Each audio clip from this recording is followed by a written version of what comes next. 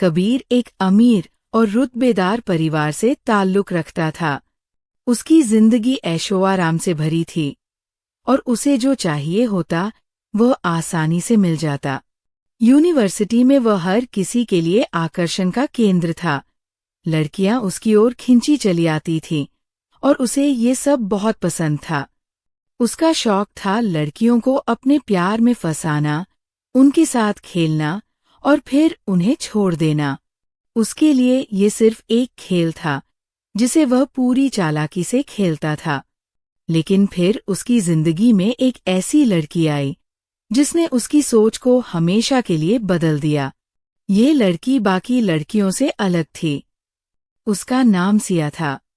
वह कबीर की तरह अमीर नहीं थी, बल्कि उसने अपनी जिंदगी की हर मुश्किल को खुद पार किया था। बचपन में ही उसने अपने माता पिता को खो दिया था और अपने मामा के घर रहने लगी थी। लेकिन उसकी मामी उसे पसंद नहीं करती थी और हमेशा उससे नफरत करती थी। इन सब के बावजूद सिया ने हार नहीं मानी। उसने अपने दम पर पढ़ाई की और एक नई यूनिवर्सिटी में माइग्रेशन लेकर पढ़ाई जारी रखी। शुरुआत में दूसरी लड़कियों की तरह सिया भी कबीर की बुद्धिमत्ता और आकर्षक व्यक्तित्व से प्रभावित हुई। लेकिन जैसे ही उसे कबीर के असली चरित्र का पता चला, उसने उससे दूरी बना ली। वह जान गई थी कि कबीर सिर्फ लड़कियों के साथ खेलता है और उनके जज्बातों की कद्र नहीं करता।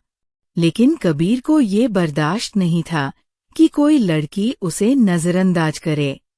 इसलिए वह सिया के पीछे पड़ गया। कबीर ने कभी नहीं सोचा था कि कोई लड़की उसकी जिंदगी में इतनी गहरी छाप छोड़ सकती है। सिया ने उसे पूरी तरह बदल दिया था, लेकिन वो खुद यह मानने को तैयार नहीं था। उसने अपने दोस्तों से दूरी बना ली, नहीं किसी और लड़की के करीब गया।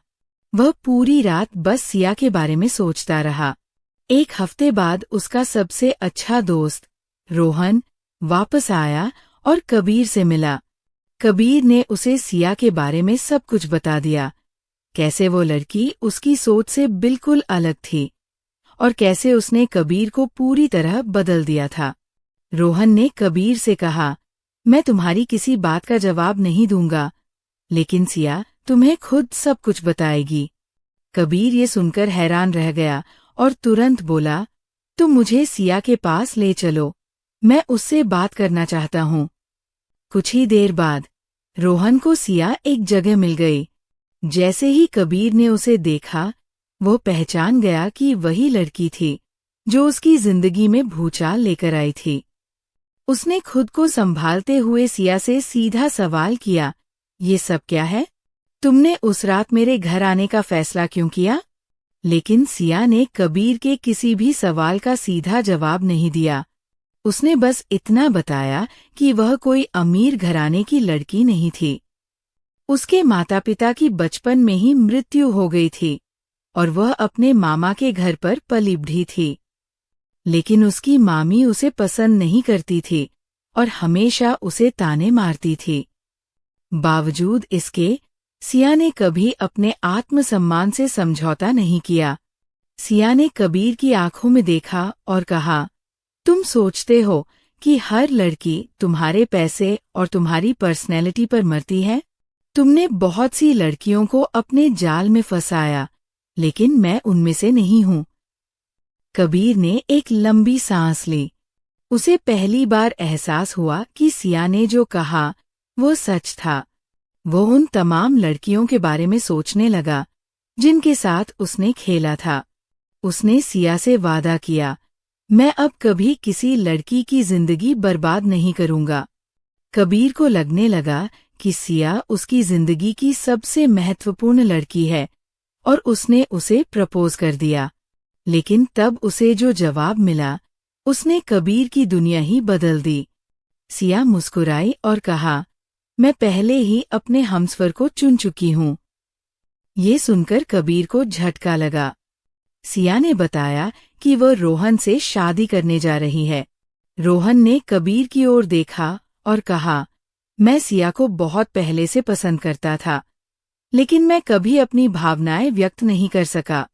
अब जब हमें एक दूसरे का साथ मिल गया है तो मैं उसे कभी खोना नहीं चाहता। कबीर के पास अब कोई शब्द नहीं थे, लेकिन उसने खुद को संभाला और दोनों को शादी की बधाई दी। उस रात के बाद कबीर ने अपना जीवन पूरी तरह बदल दिया। उसने ठान लिया कि वह कभी किसी लड़की की इज्जत से नहीं खेलेगा। उसने अपनी गलतियों से सीखा और एक नई राह पर निकल पड़ा। अब वो अपने अतीत का पछतावा तो करता था, लेकिन उसने ये भी ठान लिया था कि वह बाकी लड़कियों को ऐसे लोगों से बचाने के लिए एक नई पहल करेगा। कबीर ने शादी नहीं की, लेकिन उसने अपनी बाकी जिंदगी अच्छे कामों में लगा दी। सिया ने उसे वो सीख दी थी जिसे वह कभी नहीं भूल सकता था। हर लड़की एक जैसी नहीं होती।